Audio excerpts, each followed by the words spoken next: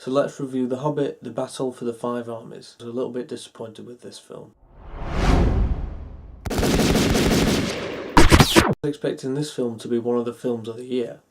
Initially I wasn't even going to see it because I haven't seen any of the Lord of the Rings films or any of the Hobbit films, but I thought, I'm a film critic, I'm a film director, let's go see this. So The Hobbit, The Battle for the Five Armies is the last in a set of 6 films that began in 2001 with the Lord of the Rings, The Fellowship of the Ring. The Hobbit opens up with a battle against this really big dragon. It's not really made clear who the dragon is and why it was let out of its cage. You're just sitting there, enjoying the action, but it's all meaningless. You're just chucked right into the action with no knowledge of who the characters are, how they all met, how they came together, and why they're on this journey in the first place. And I hope this problem would have been dealt with, but it wasn't. It stayed throughout the entire film, and that's just bad direction and bad writing.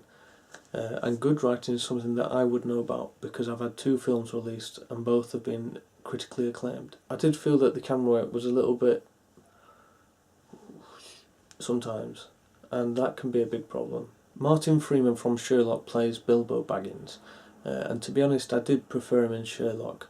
I liked him in The Hobbit, but I preferred him in Sherlock, and if he would have stayed the same character a bit more, I think it would have worked out a little bit better. Imagine you're walking down the street and you see on the floor some spaghetti, and it's not any old, it's cooked spaghetti, and instead of, on top,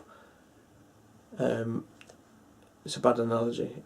What I'm trying to say is that the Gandalf character did feel a little bit overused.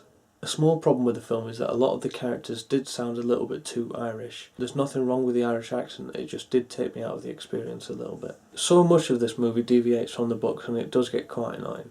But luckily I haven't read the book, so I didn't really notice it that much. Overall, I am going to give this movie a 4 out of 10. I was very disappointed with it. I should be fair to the viewers and say that at one point during the film I did go to the toilet, and that did mean that when I came back I got lost for about 20 minutes and I didn't know what was going on. So please follow me on Twitter, please subscribe, it would help me out massively.